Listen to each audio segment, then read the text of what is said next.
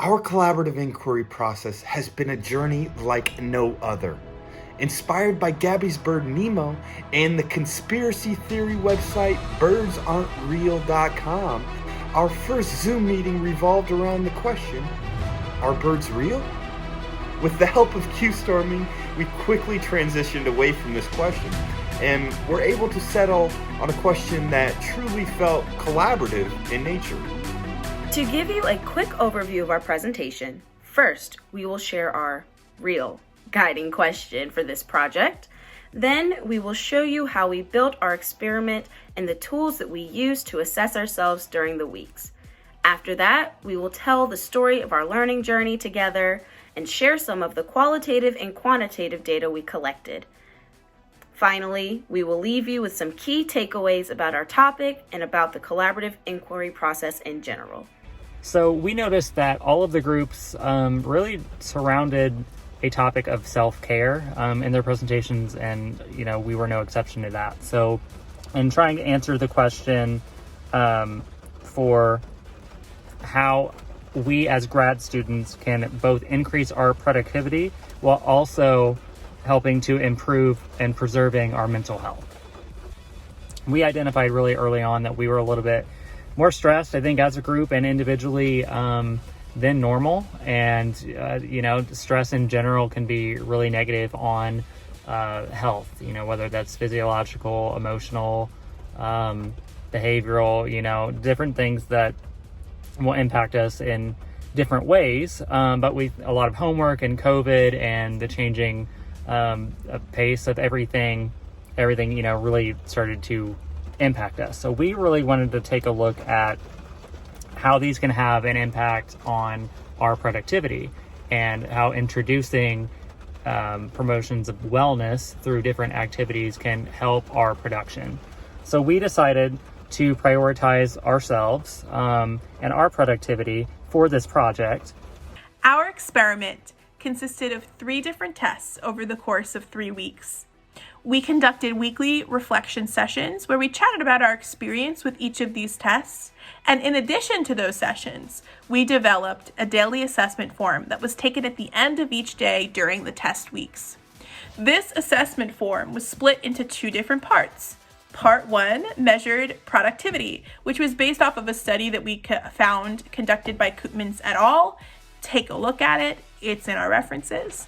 And the second half of the portion assessed our mental health throughout the test weeks, which was developed based off of the PHQ, or the Patient Health Questionnaire, which is used by providers and physicians and mental health professionals to assess anxiety and depression in patients. We took this assessment at the end of each day during the test weeks, and it was an anonymous test. So instead of filling out with our names, we each adopted a number, and that way it made it a little bit easier to answer some of those more personal questions that showed up in the mental health portion. If you're interested in taking a look at our data, we've included a handout that gives you a summary on that and also on the scoring for each of those sessions. Take a look at it. It's really cool. Week 1 was when we decided as a group to restrict our phone usage. We took our last 3 weekly averages and cut our cell phone usage by 60%. Each day, Tony had 66 minutes, Gabby had 96 minutes, Shane had 144 minutes, and I had 277 minutes. Yes, you heard that correctly. 60% of my usage, 277 minutes. I may or may not have a problem, as you can tell from this slide's photo. We found a really interesting study that highlighted the decrease in productivity with the increase of phone usage during work and leisure time.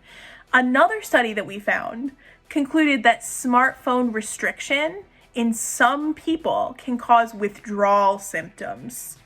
The cell phone week was an interesting way to start out our experimentation.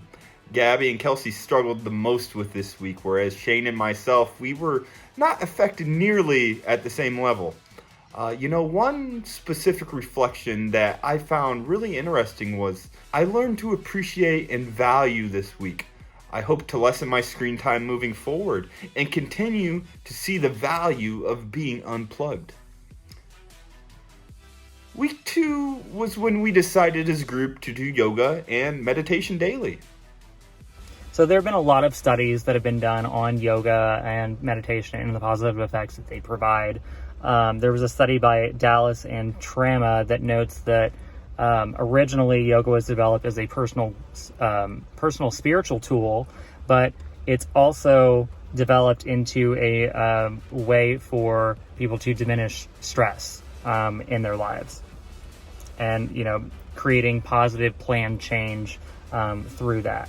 And there are other countless studies that have been done that help to show that during long-term practice from practitioners of yoga, that it's helping them to both manage and diminish psychological stressors in their lives. So along the same lines of that, meditation also offers a lot of really positive benefits in helping to reduce stress, same as yoga. There was a research study that was conducted by Senge and a few others in 2012. It notes that the practice of meditation for a period of 1 month improved IQ and cognitive functioning, while also reducing baseline stress for the study participants. Additionally, and perhaps a little bit more importantly, meditation is also shown to reduce academic-related stress, which is what we are all feeling throughout this semester, and also increase academic and cognitive performance as well, while helping to develop the person as a whole.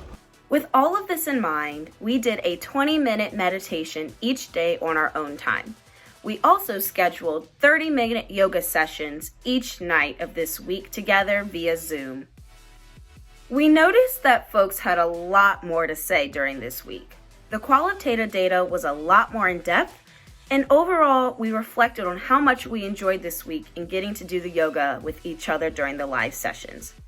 My favorite quote from this week says, "Today's group yoga session really helped me to feel more connected to my peers and enabled me to push past the stressors and upcoming assignment stressors looming ahead. Yesterday evening's practice helped me to feel more focused today and able to move forward productively." During week 3, we engaged in self-directed learning plans. This week was rooted in the idea that we all learn in different ways. So some of us chose to read, some of us chose to watch documentaries, some joined workshops or lectures. We set aside 1 hour a day to engage in some kind of learning activity. So here is a little bit of qualitative data that we collected for our group. So one specific reflection that I found to be very interesting for the Self-Directed Learning Week was, today was a great day for learning new things. I felt good to be able to be so productive and engaged in what I was doing. Additionally, having time dedicated to reading for leisure was the icing on top of the cake for a great day. So I just want to take some time out to reflect a little bit on my time, my own personal reflections for this activity, for our project. So I would say that I struggled most with the reducing of screen time, just because I wasn't used to that. That was a change. I'm used to just being on my phone a lot and being really engaged in that way. So cutting it down was a little bit more stressful than I guess what I anticipated it would be. I did enjoy the group aspect of the yoga exercises, in that we were able to kind of engage in that together. The clear winner for me was yoga and meditation week. I felt so good during that week, which was really weird because I was dealing with a lot at work. We had that paper due in one of our classes, and it was just so amazing to me that doing 25 to 30 minutes of yoga and 20 minutes of meditation a day could actually take the anxiety out of my body. So I no longer felt the anxiousness that I usually feel in my throat. I don't know if y'all have that experience too, but it would just go away. And I was like, winner. if I had to answer what did I like most about the collaborative inquiry process, I would say that it probably has to do with the social aspect of it. I'm a people person. I love interacting with people, and it felt really great to be able to just, be more connected, with Gabby, Shane, and Kelsey throughout this whole process, right? I think that the yoga week was my favorite of all of the weeks. I went in a little skeptical about how this yoga was going to work out for me, but it actually ended up reducing my stress by a lot and improved my sleep. And I think that it was super beneficial to the point that I am still doing it now. So as it relates to our quantitative findings, these two graphs are a nice visualization of our data. It should be noted that the high scores in the mental health assessment equate to a higher degree of anxiety and depression. And while there may be no clear or sort of significant change to our productivity, our mental health changed greatly throughout this process, as you can see in this decrease in the graph. And if you're interested in seeing more in-depth results as it relates to our data, we've attached a document containing just kind of a summary of all of our results and the questions we asked in our daily assessment form. In addition to the many, many learnings that we took away about self-care, productivity, and mental health this week, we also wanted to leave you with some takeaways and conclusions that we had about the collaborative inquiry process as a whole.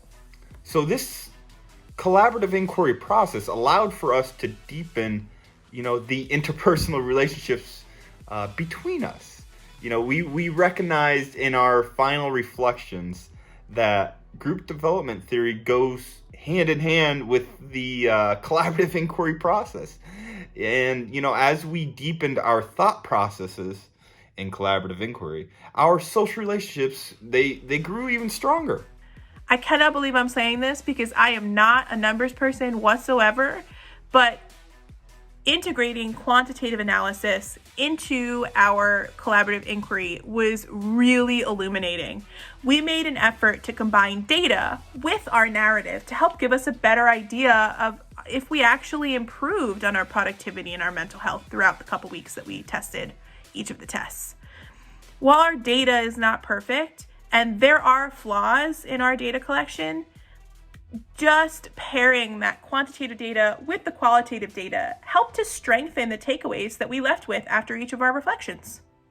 So we integrated quite a few areas of learning through our project, from self-directed learning to embodied learning, transformative learning, and even experiential learning. And we did that through our practice in our day-to-day lives during this experience. It was really exciting for us generally and a lot of fun, to work together as a group, to come together with a common problem, I guess, for this project, and to say we want to come up with a collaborative inquiry for how we're answering this question. In conclusion, did our experimentation make you think about anything in particular? Did your view of this question change during the course of our presentation? And lastly, from your perspective, how can a grad student increase their productivity while also preserving their mental health?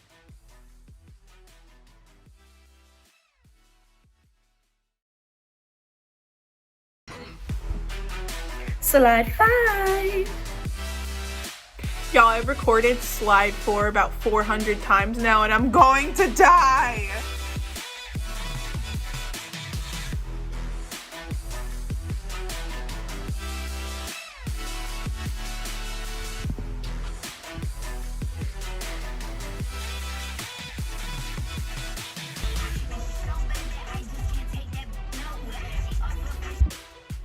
Eleven.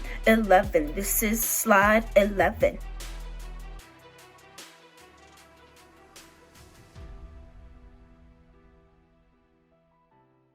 All right, everybody. Nemo, are you real? Move if you wanna,